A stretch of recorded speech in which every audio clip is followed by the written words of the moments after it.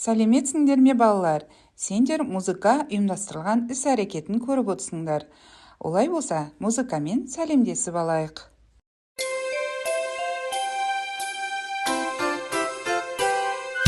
Сәлемет пе балақай, сәлеметсіз бе?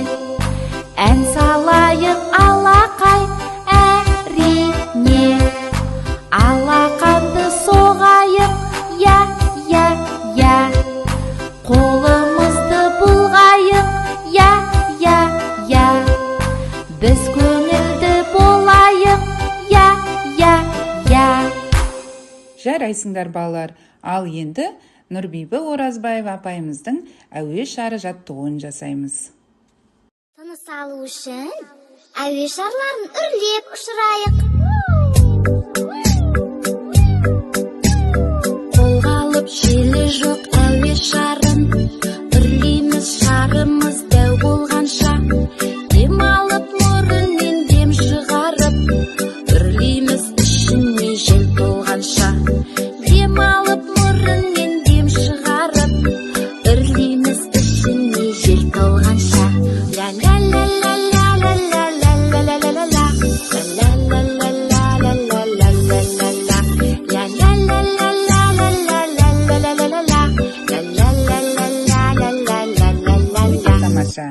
Балалар, айтыңдаршы маған, қазір жылдың қай мезгілі?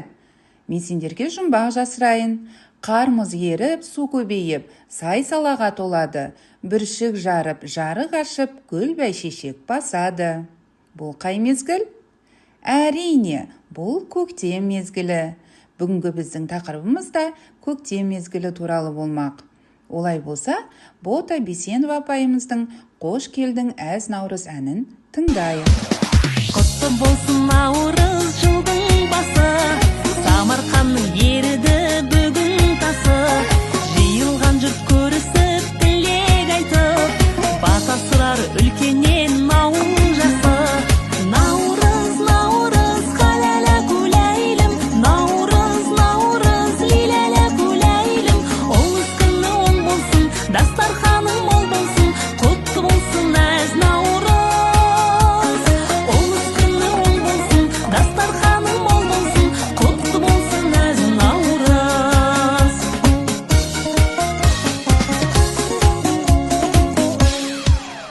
Қараңдаршы, бұл ән наурыз мерекесі жайлы екен.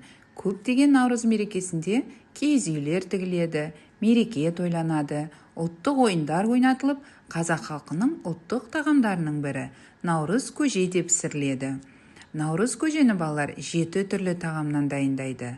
Наурыз мерекесінде үйге қаншама адамдар келіп наурыз көжеден дәм татса, үй иесі соншама жақсылыққа кенеледі деген қазақта сөз бар екен.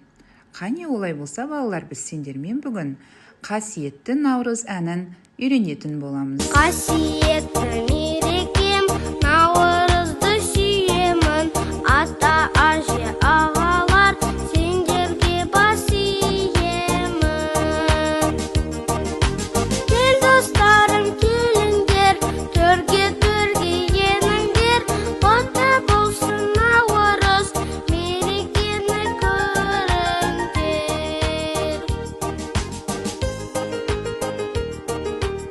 Жарайсыңдар балалар, әннің көңілді ән екен. Олай болса, біз осы әннің бірінші шумағын үйренетін боламыз. Енді балалар, музыкалық дидактикалық ойын ойнайық. Ойынның аты «Кім қандай аспапта ойнайды» деп аталады. Достар, қараңдаршы, бізге қаншама мультфильмдегі кейіпкерлер келген. Олар нені күтіп тұр? Ой, ғажап, үлкен жүк көлігі музыкалық аспаптар әкелді. Алдар көсе домбырада ойнайды, бай дауылпазда ойнайды, Әли жетігенде ойнайды, Ая қобызда ойнайды, ал біздің Томпақ даңғырада ойнайды, Мая сазсырнайда ойнайды, Үркек асатаяқта ойнайды, Үрпегім шаңқобызда ойнайды.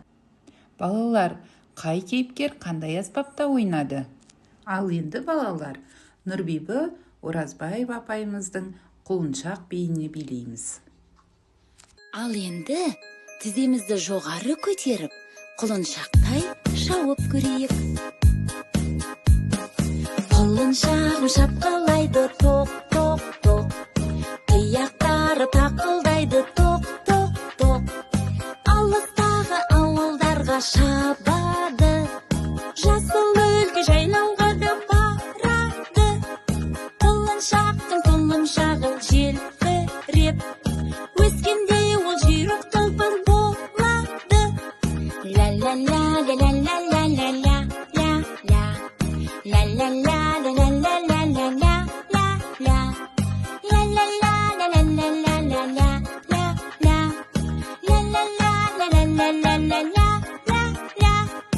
Құлыншақтың құлыншағы желбіреп, өскенде ол жүйрік тұлпар болады.